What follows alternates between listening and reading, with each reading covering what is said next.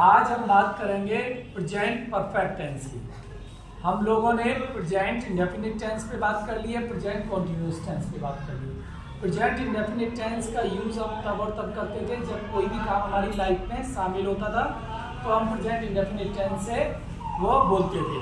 ठीक नहीं होता था तो नॉट में आंसर देते थे, किसी से प्रश्न पूछते थे या किसी से कंफर्म करते थे। वही काम जब हम कर रहे होते थे तो आप प्रेजेंट कॉन्टिन्यूअस में बोलते थे। ठीक, अगर नहीं कर रहे होते थे नॉट में आंसर देते थे और किसी से कंफर्म करते थे या उसके बारे में प्रश्न पूछते थे। आज हम बात करेंगे प्रेजेंट परफेक्ट टेंस की। लिख लेते हैं PR, फिर से लिखते हैं PRESENT, present, PERFECT, perfect tense, present perfect tense. Present वर्तमान के लिए यूज होता है। परफेक्ट मतलब जब कोई काम पूरा हो गया हो। जैसे अभी मैं तुम्हें पढ़ा रहा हूं, आई एम टीचिंग यू, लेकिन यही पे पढ़ा के जब चला जाऊंगा तो फिर मैं बोलूंगा I have taught you, I have taught you, यानी मैंने काम वो पूरा कर लिया। अब प्रेजेंट में परफेक्ट पूरा हो गया, लेकिन पास्ट में नहीं जाता है। ये तब और तब यूज होता है। दो तरह की कंडीशन होती हैं, एक तो less than half an hour, less than half an hour, आर भी बोलते हैं, अवर भी बोल सकते हैं। एक्स साइलेंट होता है इसमें, ये ध्यान रखना आपको। Less than half an our यानी कोई काम हमने जो हम कर रहे थे वो जस्ट हमने कर लिया है और उसको किए हुए आधे घंटे से कम है, ज़्यादा नहीं हुआ। आधे घंटे से ज़्यादा हुआ हम पास्ट में भी बोल सकते हैं। Less than half an our में हम प्रेजेंट परफेक्ट टेंस में बोलेंगे। अब इसी में और एक आधे घंटे से अगर ज़्यादा भी हो जाए, लेकिन जैसे आपने डिनर किया और डिनर करने के बाद फिर आप कहीं पार्टी में गए, किसी ने कहा अरे खाना खा लो, लेकिन क्या हुआ आपने डिनर पर्याप्त ले लिया था, तो अभी भी खाना आप मतलब आप छके हुए हैं, आपका पेट भरा हुआ है, तो आप उसे इफेक्ट लेते हैं। भले आधे घंटे से ज़्यादा हो गया, क्योंकि फूड डाइजेस्ट होता है 2 घंटे में, तो पेट भरा हुआ है, तो वहाँ इफेक्ट लेफ्ट में बोलेंगे। या मैंने अपनी एजुकेशन करी, मैंने BA किया था 2002 में, अगर मैं इस साल का नाम ना बोलूं तो मैं कहूँगा I have completed my BA, my graduation, effect left में बोल सकता हूँ। लेकिन अगर मैं साल का नाम बताऊंगा तो फिर हमें पास्ट में बोलना पड़ेगा। वो इफेक्ट लेफ्ट का मतलब होता है किसी भी चीज़ का आप प्रभाव दिखाना चाहते हैं तो उसमें इसका यूज करेंगे आप। तो ये मैंने बताया कि less than half an our का मतलब लेस मीन्स कम, आप ठीक, इसमें एल साइलेंट होता है, एल साइलेंट होता है तो हाफ बोलते हैं, हाफ एन आवर, इसमें एच साइलेंट होता है। Less than half an our, आधे घंटे से कम समय हुआ हो, प्रेजेंट परफेक्ट टेंस यूज होगा। कोई भी काम आधे घंटे से ज़्यादा हो गया हो लेकिन उसका इफेक्ट अभी भी बना है, चाहे भले 20 साल हो गए, एजुकेशन सारी इफेक्ट लेफ्ट में बोली जा सकती है, बशर्ते उसका ईयर आप वो टाइम मेंशन ना करें। अगर आप टाइम मेंशन करते हैं तो फिर वो आपको बोलना पड़ेगा पास्ट इंडेफिनिट टेंस में, पास्ट टेंस में। ठीक, चलिए, तो ये हमने आपको बता दिया कि किस तरीके से आप इस टेंस का यूज करेंगे। अब हम बात कर लेते हैं इस पे। जनरली हिंदी में क्या होता है, मैंने खाना खा लिया है, मैंने ये काम कर लिया है, मैंने उसको पैसा दे दिया है, ठीक है, या मैं चाय पी चुका हूँ, चुका है, चुकी है, चुके हैं, इस तरीके से आता है। या मैंने ये कर लिया है जरूर आएगा, लिया है, दिया है, इस तरीके से।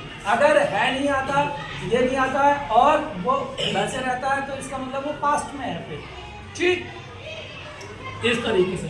तो ये मैंने बता दिया, हिंदी में इस तरीके के सेंटेंस ही बोले जाते हैं। बट आप इस तरीके से समझे, कोई भी काम आपने जस्ट फिनिश किया है, आपको किस टेंस का यूज करना है, प्रेजेंट परफेक्ट टेंस का।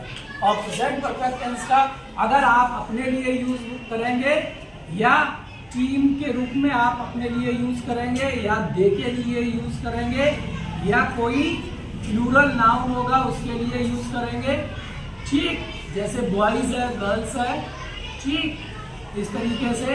तो वहां पे प्लस आप लगाएंगे हैव, ठीक, ये एक टाइम वर्ड के रूप में, हेल्पिंग वर्ब के रूप में कार्य करेगा, प्लस एक्शन थर्ड फॉर्म हो जाएगा, action third form, action third form. अब इसी में देखिए दो स्ट्रक्चर हम बताते हैं। हम बात अभी कर रहे हैं पॉजिटिव सेंटेंस की। पॉजिटिव सेंटेंस का मतलब होता है सकारात्मक वाक्य, ये हमने आपको पहले भी बताया है।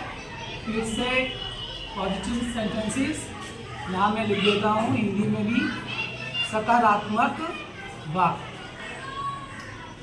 अभी इसकी पहली क्लास है तो हम सकारात्मक वाक्य की चर्चा करेंगे, उसके बाद हम नेगेटिव पे, इंटरोगेटिव पे, कंफर्मिंग, WH सब कर लेंगे। तो एक तो स्ट्रक्चर आपका ये हो गया। दूसरा क्या है, अगर आप ही के लिए बोल रहे हैं, ठीक, सी के लिए बोल रहे हैं, ठीक, इट के लिए बोल रहे हैं, इट यानी बारिश हो चुकी है, इट हैज रेन्ड, इट के लिए ऐसे ही सिंगुलर नाउन्स आए, जैसे मोहित, ठीक, किसी का नाम हो, ठीक, अब बॉय, इस तरीके से सिंगुलर नाउन्स अगर आते हैं तो वहां पे अंतर आता है, किसमें, टाइम वर्ड या हेल्पिंग वर्ड में। यहाँ पे हमें लगानी होती है हैज, और फिर वैसे ही है एक्शन थर्ड फॉर्म, यानी ध्यान किसका रखना है, हैज और हैव का, हैज और हैव का ध्यान रखना है। अगर सिंगुलर है तो हैज लगेगी, प्लूरल है तो हैव लगेगा, ठीक, इस तरीके से एक्शन थर्ड फॉर्म ये कर लेंगे, एक्शन थर्ड फॉर्म। अब एक चीज और ध्यान देंगे, हमने यहाँ फुल स्टॉप लिख दिया, लेकिन चलिए हम प्लस करके इसको फुल स्टॉप लिख देते हैं ताकि आप लोग याद रखें। जनरली लोग क्या करते हैं, फुल स्टॉप का बिल्कुल ध्यान नहीं देते, ठीक। Grammar is an art of speaking and listening. व्याकरण हमें सही से बोलना और सुनना सिखाता है। दूसरी चीज, grammar tells us the right usage of our language. Grammar हमें किसी भी भाषा का सही प्रयोग सिखाता है। अब ग्रामर के नियम पालन नहीं करेंगे तो क्या होगा, हम इनफॉर्मल हो जाएंगे। हिंदी तो आप बहुत सारी बोलते हैं, लेकिन क्या जो हिंदी आप घर पे बोलते हैं वही विद्यालय में बोलते हैं? नहीं, विद्यालय में थोड़ा आप फॉर्मल तरीके से बोलते हैं, घर में आप इनफॉर्मल हो जाते हैं। तो इनफॉर्मल अंग्रेजी भी घर पे बोली जा सकती है, बट जब आप सही जगह पे हैं, एक फॉर्मल प्लेस पे हैं, तो फॉर्मल बोली जाती है, और उसमें आपको you have to follow grammatical rules, और वहाँ पे आपके ग्रामर के नियमों का आपको पालन करना पड़ता है। अब इसके लिए मैं कुछ एक्शंस देता हूँ, आप सेंटेंस बनाइए, मजा आएगा, और सेंटेंस बनाते बनाते आपकी प्रैक्टिस हो जाएगी, आपको बोलना भी आ जाएगा। चलिए कुछ एक्शंस में यहाँ से लिखता हूँ, कुछ इधर लिख दूंगा, कुछ इधर लिख दूंगा, ठीक। एक्शंस में लिख देता हूँ, ठीक। एक्शंस जो मैं लिखूंगा वो मैं लाइफ में लिखूंगा, आपको एक्शन थर्ड फॉर्म चेंज करना है। चलिए मैं एक एक्शन लेता हूं, eat an apple, eat an apple, एक सेब खाना। क्या हो गया, ईट एन एप्पल, सेब खाना। देखिए किसी भी आइटम को, जैसे सेब खाना ईट एन एप्पल हो सकता है, ठीक। लेकिन अगर मैं कहूं यहीं पे ब्रेकफास्ट करना, तो वहां पे हम बोलेंगे टेक या हैव ब्रेकफास्ट, हैव ब्रेकफास्ट या ब्रेकफास्ट भी बोल सकते हैं, ठीक। अब बात आती है जब हैव ये क्यों यूज है? आपने देखा कि ब्रेकफास्ट क्या है, ब्रेकफास्ट कोई खाने की चीज नहीं है, ब्रेकफास्ट एक नाम है जिसके तहत आप बहुत सारी चीजें लेते हैं। जैसे कोई कॉफी लेता है, कोई चाय लेता है, चाय के साथ बिस्किट्स भी ले सकता है, स्नैक्स भी ले सकता है, नमकीन भी ले सकता है, ब्रेड्स भी ले सकता है। ब्रेड्स को कभी कभी नहीं, सुबह ब्रेड लेके आप तवे पे सिखा लेते हैं और ब्रेकफास्ट में खाते हैं। तो आप ईट का यूज कब करेंगे, जब आप ब्रेड लिखेंगे। लेकिन अगर आप ब्रेकफास्ट कर रहे हैं तो आप हैव या टेक का यूज करिए। चलिए नेक्स्ट है, इसी तरीके से लंच करना होता है, हैव लंच, ठीक। नेक्स्ट है रीड अ बुक, किताब पढ़ना, रीड अ बुक। ठीक, नेक्स्ट है डू द प्रेयर, प्रार्थना करना, डू द प्रेयर। अब चलिए देखिए यहाँ पे आपको एक्शन थर्ड फॉर्म कैसे आप बनाएंगे, ये आज बात कर लेते हैं। और एक्शन थर्ड फॉर्म बनाने के लिए आपको सारी चीजें वही लिखनी है, केवल इसका जो रूट वर्ड है वो चेंज होगा। अब ईच का जो ईच है तो इसमें एक्शन थर्ड फॉर्म कैसे बनेगा, यहाँ पे थोड़ा लिख लेते हैं। ईट की जो action third form, each, ate और ईटन, ईटन हो जाएगा। ठीक, नेक्स्ट है हैव। ठीक, हैव की तो ये प्रेजेंट फॉर्म होती है, पास्ट में हैड कहते हैं, और थर्ड फॉर्म भी हैड होती है। चलिए नेक्स्ट देख लेते हैं, दूसरी भी हैड है। फिर रीड, इसमें क्या है, स्पेलिंग यही रहती है लेकिन उच्चारण में बदलाव हो जाता है। हम जब पास्ट में बोलते हैं तो इसे रेड बोलते हैं, जैसे लाल कलर को बोला जाता है उसी तरीके से उच्चारण में अंतर है। इसी तरीके से डू, डू की जो सेकंड फॉर्म होती है डिड होती है, और थर्ड फॉर्म क्या होती है, जन। अब आप सोचेंगे कि ये भी हमें याद करना पड़ेगा, मत याद कीजिए, आप केवल जितना मैं बताऊं ये इतना सीख लीजिए, इसका यूज होगा। एक्शन थर्ड फॉर्म ये है, ये आप जब यूज करेंगे तो बार बार जब आप यूज करेंगे तो सारी चीजें याद हो जाएंगी। बहुत सारा रट्टा मारने से कुछ नहीं होगा, बोलना शुरू कीजिए, बहुत सारी चीजें आप सीख जाएंगे। ठीक, चलिए और कुछ एक्शन लिख लेते हैं, जैसे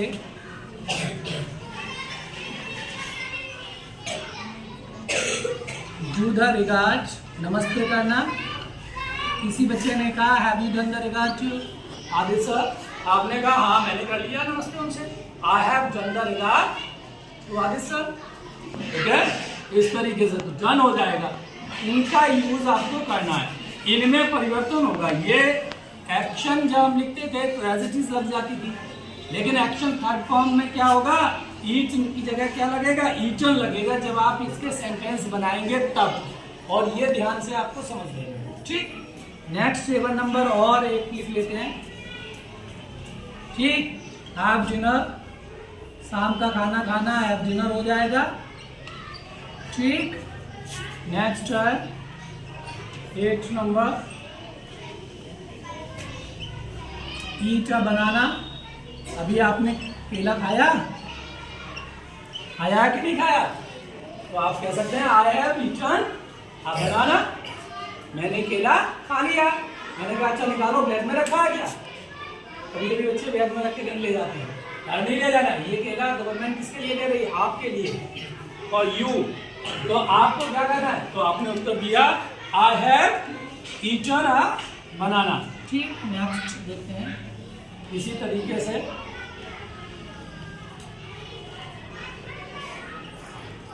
रीड अ लेसन, एक पाठ पढ़ना, रीड अ लेसन। चलिए एक और लिख देते हैं, 10 हो जाएंगे। नेक्स्ट है रीड के बाद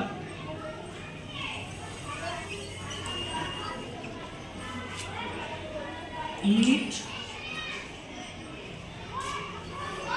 BISCUITS, बिस्किट्स, बिस्किट खाना। ठीक, ईट बिस्किट्स। ठीक, तो इस तरीके से आप इसी में, अब मैं करके देख लेता हूँ, एक बार आई के साथ करके देखते हैं अपने लिए, सबसे ज्यादा लोग अपने लिए बोलते हैं, तो आई के साथ करके देख लेते हैं, आपको समझ में आएगा। मैंने सेब खा लिया, I have eaten an apple, I have eaten an Apple.